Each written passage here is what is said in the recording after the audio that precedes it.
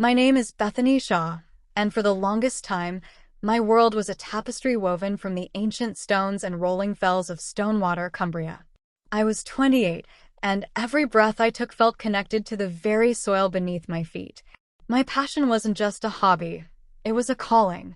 I worked as a project coordinator for the Cumbria Heritage Trust, a small, dedicated organization committed to preserving the region's rich history and architectural legacy. It wasn't about dusty old relics for me.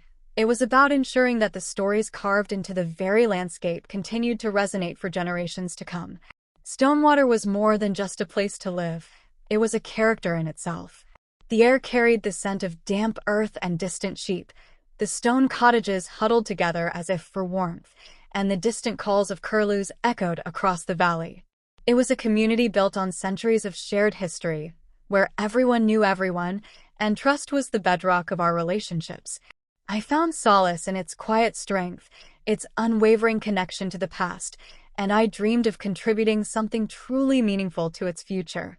My life revolved around my work and the small, close circle I considered my dearest friends. There was Lydia, sharp-witted and fiercely ambitious, with a knack for organizing anything and everything, and Mark, charming and charismatic, always ready with a joke or a grand idea, often found behind the bar of the local pub, the Stone Trout. We'd known each other since our university days in Lancaster, sharing cramped student housing, late-night study sessions, and dreams of making our mark on the world.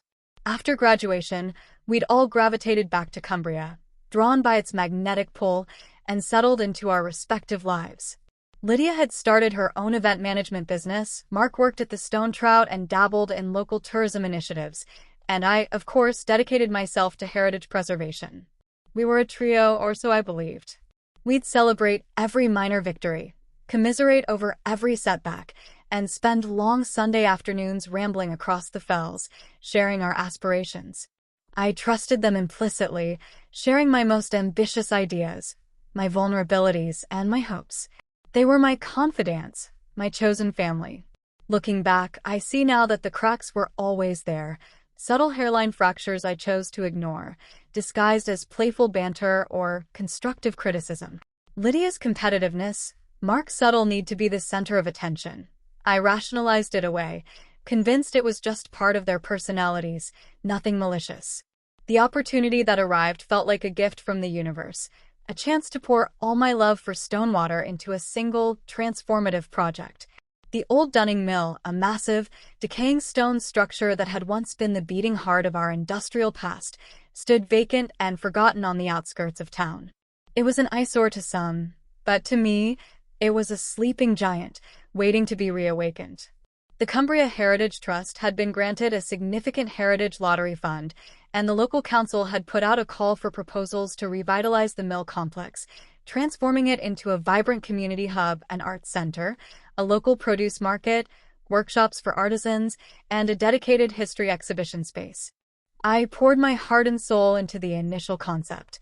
For months, I researched, sketched, interviewed elderly residents about their memories of the mill, and met with local artists and entrepreneurs to gauge their interest.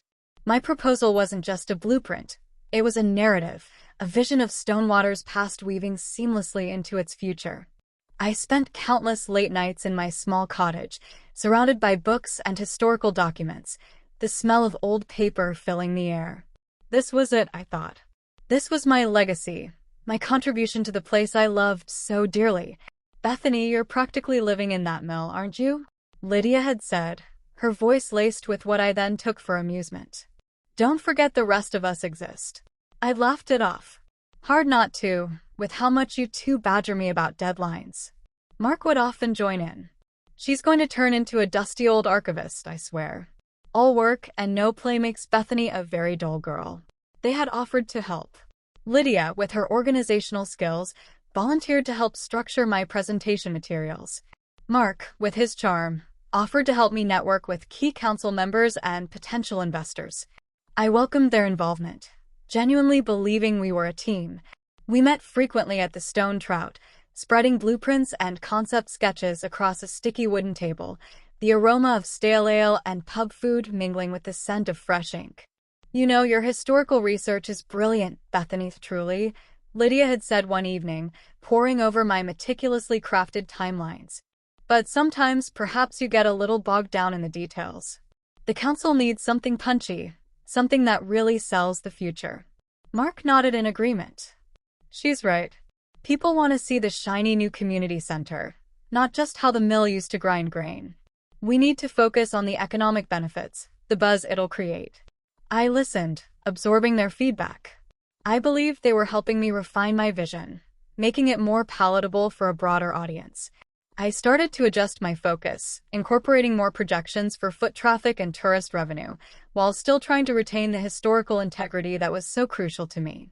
What I didn't realize was that their suggestions were subtle redirections, steering the project away from my unique vision and towards a more generic, commercially viable model that they could more easily claim as their own. Then came the subtle exclusions.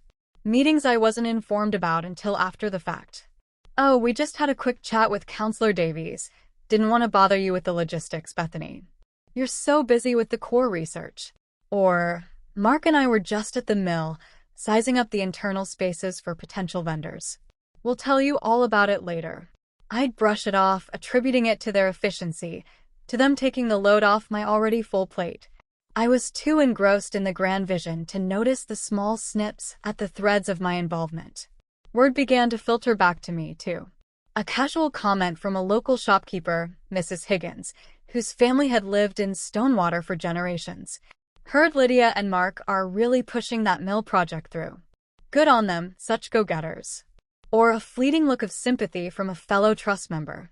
I dismissed them as misunderstandings, village gossip that often got twisted. Why would my friends, my closest allies, be taking credit for my work? It seemed absurd, impossible. The day of the presentation to the Stonewater Community Board arrived, a crisp autumnal morning, the kind that promised clear skies and crisp air. My heart pounded with a mix of nerves and exhilaration. This was it.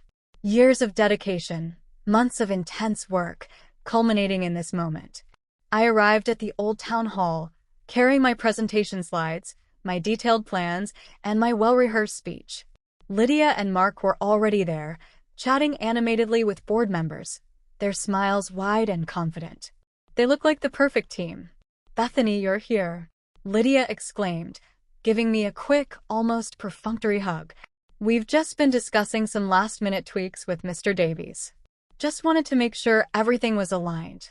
Aligned? I asked, a flicker of unease stirring within me. What tweaks? Mark stepped in smoothly. Just little things, love. Nothing to worry your head about. We've all been working so hard, haven't we? This is our big moment. The presentation began. I started, as planned, detailing the historical significance of Dunning Mill, weaving in the personal stories I'd collected, connecting the past to the future. I spoke with passion, my voice resonating with conviction. As I moved into the architectural plans and community benefits, I noticed Lydia and Mark exchanging subtle glances, a tight-lipped smile playing on Lydia's lips. Then came the questions. Counselor Davies, a stern but fair man, cleared his throat. Ms. Shaw, a commendable effort. However, Mr. Finch and Ms. Peterson here, he gestured to Mark and Lydia, have also submitted a revised proposal, which incorporates some of your key historical insights, but, shall we say, a more streamlined approach to the community engagement and funding model. My blood ran cold. Revised proposal? My gaze snapped to Lydia and Mark. Their faces were impassive, almost innocent. Lydia spoke up, her voice clear and authoritative. Indeed, Counselor. Bethany's initial research was, of course, invaluable. But we felt that for the project to truly get off the ground, a more pragmatic and commercially viable framework was necessary. We've spent the past few weeks consolidating her excellent groundwork with a more robust business plan, one that we believe will resonate more deeply with potential investors and stakeholders. Mark added, his voice smooth as velvet. Yes, we've taken the liberty of streamlining some of the more ambitious elements, refining them into a model that's truly achievable for Stonewater. Our proposal focuses on immediate returns and tangible outcomes, building on the wonderful historical narrative Bethany has provided. They then projected their slides. It was my work, my research, my concept sketches, even my meticulously compiled historical data. but it had been stripped of its soul, repackaged with a generic, corporate sheen. My unique vision for artisan workshops was replaced with a generic retail space. My emphasis on heritage education became a visitor information point. My name was barely visible, relegated to a small mention in the footnotes, while theirs were plastered prominently as the lead architects of this revised plan.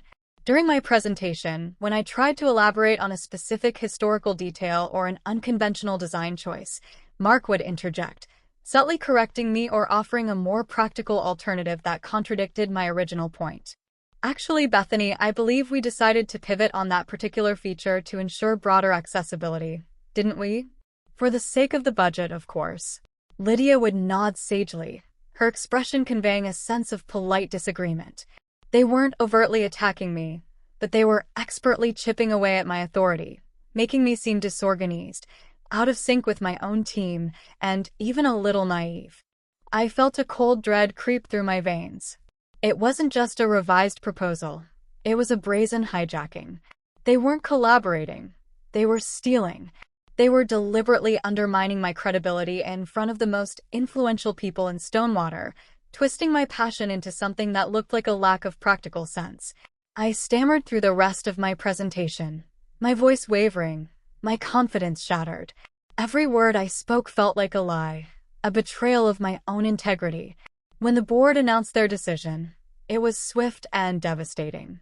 While we appreciate Ms. Shaw's initial dedication, Counselor Davies stated, his gaze briefly meeting mine with something that might have been pity, the board believes the revised proposal presented by Ms. Peterson and Mr. Finch offers a more comprehensive and viable path forward for the Dunning Mill project. We are pleased to award them the lead role in its development. My world tilted on its axis. The air left my lungs. Publicly humiliated, professionally undermined, and utterly betrayed, I stood there, stunned, watching Lydia and Mark accept the congratulations, their faces beaming with a triumph that felt like a punch to my gut. I walked out of that town hall in a daze. The crisp autumn air now felt like a bitter wind, slicing through me. I didn't know where I was going, only that I had to escape. I walked past the familiar stone cottages, past the stone trout, the comforting sights of Stonewater now mocking me. How could they? How could Lydia and Mark, my closest friends, do something so cruel, so calculated? My first instinct was rage, a raw, burning desire to confront them, to expose their duplicity, to tear down their carefully constructed facade. I wanted to march back in there and scream every truth I knew, to rip apart their stolen victory. I imagined confronting them, pouring out my hurt and anger, demanding justice. My mind raced through scenarios of public shaming, legal battles, anything to inflict a fraction of the pain they had caused me. I found myself at the edge of the fells, overlooking the valley, the Dunning Mill a dark, imposing silhouette in the distance. The sun began to set, casting long, mournful shadows.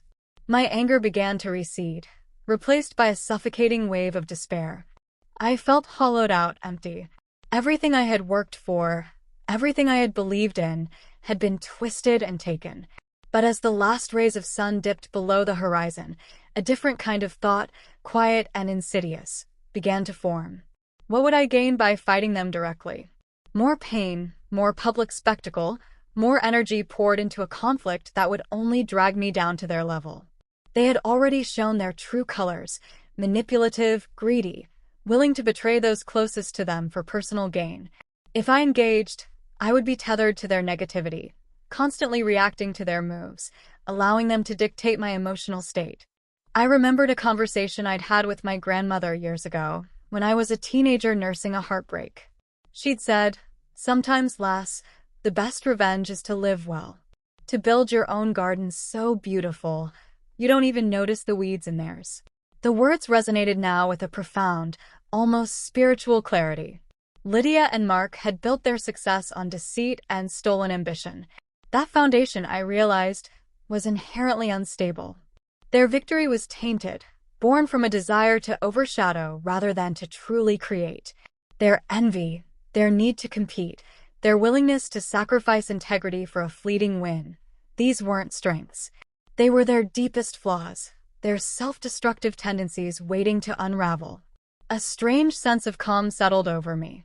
No, I would not engage in their petty squabbles. I would not waste another moment of my precious energy on their toxic charade. I would not let their betrayal define me. I would not fight fire with fire. Instead, I would become the opposite of fire. I would become the unwavering strength of the Stonewater Fells, the resilient flow of the river. I would step away from the Dunning Mill project. I would absorb the blow, let it hurt, but then I would heal. I would channel every ounce of my passion, my dedication, and my creativity into something new, something entirely my own, built on integrity and genuine connection. I would rebuild my life, not with a mind for vengeance, but with a clear focus on my own growth, my own purpose. I would trust in the quiet, undeniable power of dignity, of hard work, and of true talent. Let them have their stolen victory. Let them try to build on a foundation of sand. I would build on bedrock. I stood up, the chill of the evening air invigorating rather than biting. I still felt the sting of their betrayal, the deep ache of a broken trust, but beneath it, a quiet resolve had begun to form. I would walk away from the Dunning Mill project, from the trust if necessary, from anything that connected me to their poisonous influence. My revenge, if it could be called that, would be to simply live my life with honesty and purpose, to flourish independently, and to watch, from a distance, as the inherent flaws in their character slowly, inevitably, led to their own undoing. This was not surrender. It was a strategic withdrawal. It was a choice to reclaim my power, not through confrontation, but through unwavering self-belief and quiet, dignified perseverance. I would not just survive, I would thrive. And the fells of Stonewater, with their ancient wisdom, seemed to nod in approval. My journey of quiet rebuilding had begun. The world had fractured for me. After Eleanor and Marcus had pulled off their audacious scheme, stealing my entire Heritage Center proposal and presenting it as their own, a thick, cold fog descended over Stonewater. They had secured the funding, the accolades, and the public trust that should have been mine, leaving me adrift in the wreckage of my shattered dreams. The betrayal wasn't just professional. It felt personal, a violation of the very fabric of my trust in my community and in those I had called friends. I was Bethany Shaw, 28 years old, and my world, rooted deeply in the ancient stones and rolling fells of Cumbria, felt utterly uprooted. For days, I moved like a ghost through my cottage, the familiar scent of wood smoke and damp wool unable to comfort me. The gnawing ache in my chest was constant, a hollow space where my passion and purpose had once resided. Every time I heard the hushed whispers in the village shop, or saw the headlines praising the visionary new Stonewater Heritage Center project led by Eleanor and Marcus, a fresh wave of nausea would wash over me. The easy, friendly smiles they now wore seemed to mock me, the embodiment of their undeserved triumph. My first impulse, raw and primal, was to fight, to expose them, to scream their duplicity from the highest peak of Helvellyn. I drafted furious letters to the council, outlined detailed presentations debunking their claims, and even rehearsed imagined confrontations in front of my cracked kitchen mirror. "I will not let them get away with this," I'd hiss, my reflection a stranger with wild eyes and clenched fists. They stole my life's work. But each time, a deeper part of me recoiled. What would it achieve? More public drama, a messy spectacle that would only drag me further into their mire. Stonewater was a small, close-knit community. Such public squabbles rarely ended well for anyone, and I knew deep down that my integrity was worth more than any fleeting satisfaction of public vengeance. The thought of engaging them in a petty public brawl felt like wrestling a pig in mud. You both get dirty, and the pig enjoys it. One evening, staring out at the gray, rain-swept fells, a quiet certainty settled over me. My gran, a woman of formidable strength and quiet wisdom, used to say, "Sometimes, lass, the best way to mend a broken thing is to leave it be and let the sun and rain do their work." She wasn't talking about revenge, but about growth, about things finding their own level. And it clicked. My revenge, if you could even call it that, would not be an act of aggression, but an act of withdrawal. An act of rebuilding myself, far from their shadow. I wouldn't waste a single breath or ounce of energy on them. They would fail, not because of me, but because of who they were. The shift wasn't easy. It required immense discipline to ignore the daily updates on their progress, the photographs of Eleanor posing with local dignitaries, or Marcus pontificating about community spirit to the regional press. Instead, I poured my energy into something entirely new, something I could create from the ground up, with my own two hands, free from the shadow of their machinations. I repurposed the back room of my cottage, once filled with maps and grant applications, into a small studio. I began working with natural dyes extracted from local plants, woad from the fields, madder root from the forest, and even lichen from the ancient dry stone walls.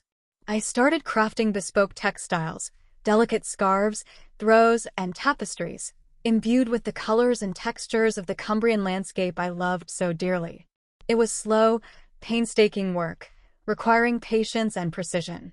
But each thread I wove was a thread of my own resilience, a testament to my ability to create beauty even from brokenness. "What's all this then, Bethany?" old Mr. Henderson, the village postman, would ask, peering at my dyeing vats through his thick spectacles. "Just making a bit of art, Mr. Henderson," I'd reply, my voice calmer, steadier than it had been in months. "Something from the fells themselves." He'd nod slowly, his eyes kind. Well, it's good to see you busy, lass. Better than moping." He didn't need to say over them, but the unspoken words hung in the air. Meanwhile, news of Eleanor and Marcus's grand Stonewater Heritage Center project began to filter through the village grapevine, and it wasn't all good. Their partnership, initially a united front of ambition and deceit, was beginning to show cracks. Eleanor, the more polished and ruthless of the two, had always seen Marcus as a means to an end, a bumbling assistant with a knack for numbers but lacking in vision. Marcus, hungry for recognition and perpetually seeking Eleanor's approval, grew increasingly resentful of her imperious directives and condescending tone. "Did you hear what Eleanor said to Marcus at the parish council meeting?" Mrs. Periwinkle, a fount of local gossip, whispered to me one afternoon, while I was collecting wool from a local farm. "Called him utterly incompetent right there in front of Councillor Davies. His face went as red as a beetroot." I just nodded, offering a small, non-committal smile, but a quiet satisfaction settled over me. Their internal drama, once confined to hushed phone calls and locked office doors, was spilling out. It was a familiar pattern. Ambition without integrity, like a building without foundations, would inevitably crumble. Their relationship, built on a shared act of betrayal, was proving to be as toxic as the very actions that had bound them together. Just as the Reddit story had spoken of a toxic relationship between friends that ultimately collapsed, so too was theirs. Their initial camaraderie had curdled into bitter resentment, their shared spoils now a source of division. The Heritage Center project itself, which they had so gleefully stolen, began to unravel. Without the genuine passion and deep understanding of local heritage that I possessed, their implementation was clumsy and opportunistic. They had grand plans for a modern visitor center, but their attempts to cut corners on materials and labor were becoming glaringly obvious. They alienated local builders and suppliers who believed in quality craftsmanship, opting instead for cheaper, less reputable contractors from out of the county. "They're using that cheap render from Kendall, not local stone," old Farmer Giles grumbled to me over a pint at the Shepherd's Rest, shaking his head. "And that footpath they're putting in, it'll wash away with the first proper Cumbrian downpour. Not a proper drainage plan to be seen." His words echoed the Reddit story's metaphor of the broken house that friends renovated together, only for it to fall apart due to internal conflict and shoddy work. Eleanor and Marcus weren't just building a center. They were building a monument to their own shortcuts and lack of genuine care for Stonewater. They were getting the new house, but they were working hard and getting nothing of real value for the price of their so-called friendship. The jealousy and greed that had driven them to betray me were now infecting their own lives, turning their supposed victory into a slow, grinding defeat. I continued to focus on my quiet ascent. My hand-dyed textiles, initially sold only through word of mouth, began to gain a reputation for their unique beauty and quality. Tourists, drawn by the authenticity of the crafts, sought out my cottage. Local galleries in nearby towns expressed interest in stocking my work. I started hosting small workshops on natural dyeing, attracting people who were genuinely interested in traditional crafts and sustainable practices. These weren't the glamorous, high-profile events Eleanor and Marcus craved, but they were deeply fulfilling, connecting me with people who shared my values. My new network was built on respect, shared passion, and integrity, a stark contrast to the flimsy alliances of my former friends. "Your work is truly special, Bethany," a woman from Kendall told me after a workshop, holding a scarf up to the light. "It feels like stone water itself." This quiet recognition was far more rewarding than any public fanfare. I was building something authentic, something that resonated with the true spirit of Cumbria, rather than a superficial, fun-driven facade. Then came the inevitable. The Stonewater Heritage Center project, after months of whispers and growing public concern, imploded. The local council, pressured by a growing chorus of complaints from disgruntled contractors and worried residents, launched an audit. The findings were damning. Financial irregularities, shoddy construction, a blatant disregard for environmental regulations, and a complete lack of genuine community engagement were laid bare in a scathing report. The public meeting, called to address the crisis, was packed. I stood at the back, a silent observer, my heart aching not for my own lost opportunity, but for the community that had been misled. "This is an absolute disgrace," Councillor Davies thundered, his voice echoing in the village hall. "We were promised a beacon of local pride, and what we have is a financial black hole and a crumbling shell." Eleanor, usually so composed, looked visibly shaken. Marcus, pale and sweating, stammered through an explanation that satisfied no one. "It's all Marcus's fault," Eleanor suddenly shrieked, pointing a trembling finger at him. "He mismanaged the accounts. I warned him about those contractors." "My fault," Marcus roared back, his face contorted in rage. "You were the one who signed off on every single budget. You kept changing the plans, demanding cheaper materials. You wanted all the credit, Eleanor, and now you can have all the blame." Their bitter public feud played out like a tragic farce, confirming every whisper the village had heard for months. Their friendship, their partnership, their grand project, it all dissolved into a cacophony of accusations and recriminations. The crowd murmured, then erupted in frustrated shouts, demanding answers, demanding accountability. It was a complete and utter public humiliation, a collapse born entirely from their own deceit and infighting. They had stolen my work, built their empire on sand, and now the tide had come in to claim it. As I walked out of the hall into the cool Cumbrian night, the shouts and recriminations fading behind me, I felt no elation, no sense of triumphant revenge. Instead, there was a profound sense of closure, a quiet affirmation of the path I had chosen. They had failed, not because I had lifted a finger against them, but because their own rot had festered and consumed them from within. My focus on rebuilding myself, on cultivating my own authentic path, had not only allowed me to survive their betrayal but had also positioned me for something far greater. The Stonewater Heritage Center project was a disaster, a gaping wound in the heart of our community. But now, perhaps, from its ruins, something genuinely true, something that truly honored our heritage and our future, could finally begin to grow. And I knew, with a certainty that hummed in my very bones, that I was finally ready to be a part of that building. My journey of personal growth had just paved the way for systemic change, a quiet revolution of integrity and genuine community spirit.